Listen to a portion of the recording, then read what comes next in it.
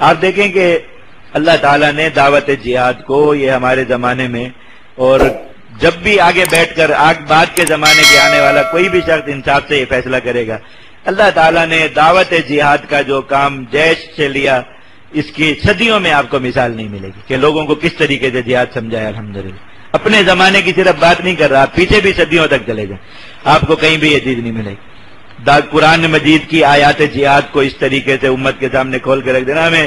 درس نظامی پڑھتے ہوئے تین بار قرآن مجید کا ترجمہ پڑھ جاتے ہیں، تفسیر پڑھ جاتے ہیں۔ کسی کو پتا تھا کہ قرآن مجید میں جہاد کی اتنی آیات؟ کبھی اس چیز کا احساس بھی قریب سے نہیں گزرتا تھا۔ اتنا بڑا ایک مجموعہ اللہ رب العزت نے جیش کے ذریعے امت کو ہمیشہ ہمیشہ کے لیے دے دی۔ پھر آپ نے جیش سے پہلے کا زمانہ، آپ میں سے جو لوگ پرانے جہاد میں دیکھا ہوگا، مجاہدین اس وقت بھی بیچارے آ کے تقریریں کرتے تھے مسجدوں میں، دعوت دیتے تھے، تو کیا ہوتا تھا؟ بس دو چار جذباتی قسم کی باتیں، کچھ رونا پیٹنا، کچھ وہ جو وقتی طور پہ تھوڑا سا ایک ابال سا ہوتا تھا، اور پھر بندہ وہ مسجد سے بیان سن کے تھوڑا سا ابلتا ہوا جا رہا، کوئی بزرگ مل گئے، انہوں نے کہا بھائی جہاد کا یہ مطلب ہی نہیں ہوتا یار، وہ بندہ ایسے ہی آپ کو بھڑکا کے چلا گیا، وہ بندہ فوراً ٹھنڈا ہو کے پھس کر کے ساری گرمی اڑ جاتی ہے اس کی، جیسے آپ گرم توے پہ پانی ڈالتے نا زور سے پھس کی آواز آتی ہے، بالکل ایسے ہی سارا جذبہ جہاد ٹھنڈا کر کے ایک بزرگ گزرتے ہوئے اپنے گھر چلے جاتے، ساری تقریر کا وہ ختم۔ وہ بیچاروں کو پوری دعوت جہاد 2-3 آیات ٹوٹل قرآن مجید کی، اور نبی کریم صلی اللہ علیہ وسلم کی کل کوئی 1 درجن احادیث ہوں گی بس،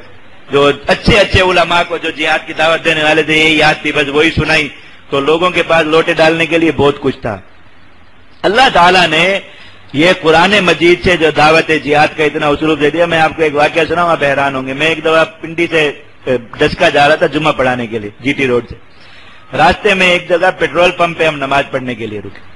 وہ جماعت کا مطلب وقت گزر چکا تھا، وہ لوگ پڑھ چکے تو اپنی جماعت کی ہم نے جاتے، تو میں نماز پڑھا رہا تھا، وہ مجھے پیچھے سے آواز آ رہی نماز کے اندر، ایک بندہ کسی سے بحث کر رہا تھا،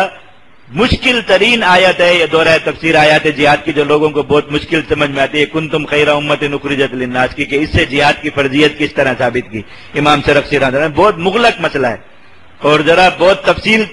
بیان کرنے سے ہی جو ہے وہ سمجھ میں آتا ہے۔ اتنے بہترین انداز میں کوئی بندہ دوسرے کو وہ سوال کر رہا تھا، اور وہ اس کو جواب میں اس سے کر رہا ہو کہ نہیں اس آیت سے جہاد کی فرضیت ثابت ہو رہی، وہ کر رہا۔ اب مجھے نماز میں ہی اب ذہن پورا اس طرح نماز میں، تو میں یہ سوچ رہا تھا کہ شاید کوئی طالب علم ہوگا یا کوئی عالم دین ہوگا یا کوئی ایسا شخص ہوگا جو مطلب کوئی اہل علم ہے جو اس کو یہ بات سمجھا رہے۔ میں نے سلام پھیر کے دیکھا، اب حیران ہو، جو اس پہ سی این جی اسٹیشن پہ ورک شاپ تھی گاڑیاں درست کرنے کی، اس ورک شاپ کا ملازم تھا، وہی تیل میں پورے جیسے یہ ورک شاپ پہ کام کرنے والوں کے کپڑے سر سے لے کر پاؤں تک تیل میں چپڑے ہوئے ہوتے بالکل اس طرح، اور وہ بیٹھ کے اس کو اتنے ماہرانہ انداز میں سمجھا رہا۔ تو میں نماز ختم کر کے اس کے قریب ہوا، میں نے اس کو سلام کیا، میں نے کہا یار یہ آپ کہاں سے یہ بات وہ کر رہے ہو، یہ تو اتنی جو آپ یہ تفسیر بیان کر رہے ہیں آپ نے کہاں پڑھی؟ تو اس نے بتایا کہ گجرانوالا میں ایک مولانا نے دورہ تفسیر پڑھایا تھا، آیت جہاد کا، جیش والے، ان سے میں نے پڑھی۔ میں کہا دیکھو اللہ تعالیٰ نے